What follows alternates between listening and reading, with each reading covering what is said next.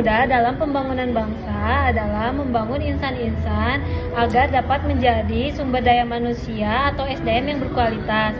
Karena sumber daya alam atau SDA yang melimpah tidak cukup jika tidak didukung oleh SDM yang berkompeten dalam ilmu pengetahuan dan teknologi. Sebagai generasi penerus bangsa harus dapat melakukan perubahan karena generasi muda harus dapat melanjutkan perannya dalam melakukan perubahan dan perbaikan bangsa. Lalu apa saja hal yang harus dilakukan sebagai generasi muda dalam membangun kemandirian bangsa? Yang pertama, sebagai generasi muda harus meningkatkan produktivitas dan kualitas dalam proses industri. Hal ini tidak hanya memperkuat daya saing, tetapi juga meningkatkan kepercayaan masyarakat terhadap produk lokal.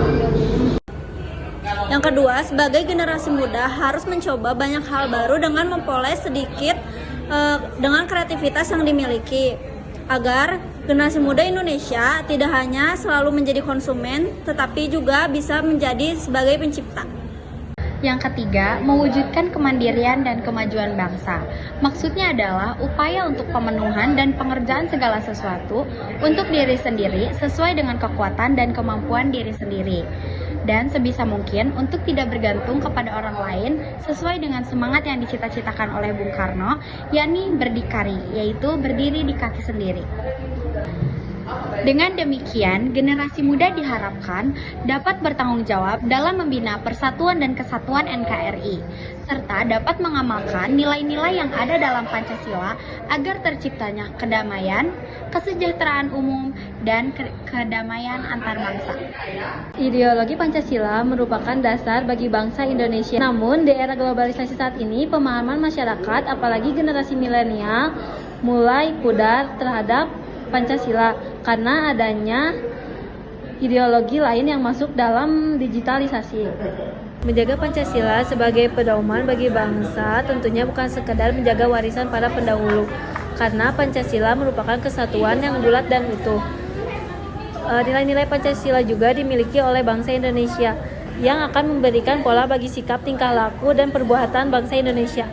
Dengan seiring perkembangan zaman di era globalisasi ini dapat memunculkan masalah baru. Ada dampak negatif dan positifnya. Akan berdampak positif apabila digunakan untuk meningkatkan taraf hidup.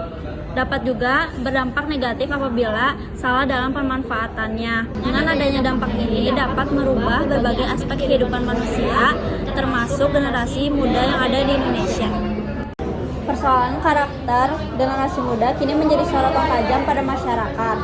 Berbagai sorotan tersebut termuat dari media cetak, wawancara, serta media elektronik lainnya. Persoalan ini meningkatkan tindak pidana seperti kekerasan seksual, korupsi, dan lain-lain yang seringkali menjadi topik hangat dan tidak berhenti untuk dibicarakan.